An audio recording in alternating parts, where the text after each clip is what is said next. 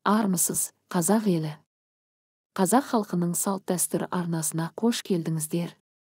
Бүгін біз қазақ халқының қазақ ғұрыптарының бірі тол аудару туралы айтатын боламыз.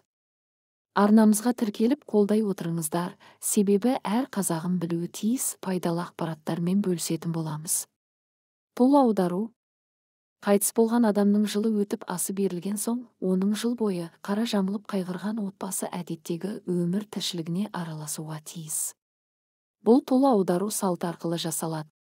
Қара жамылған соң марқұмның киімдері оңына қаратылады. Ер тұрманы ең жақын досына не болмаса мұраға беріледі. Әйелі, қыздары бүркейін алып, жақсы киімдерін киюге рұқсат етіледі. Тол аудару салтына марқұмның ет жақындары, балалары, сыйлас, бастас адамдары қатысып дұға оқылады. Жасалады.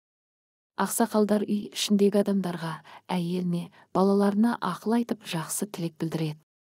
Сол күннен бастап отбасы адамдары өлгеннің соңынан өлмек жоқ деп қызықты өмір тіршілігіне кірісіп кетеді.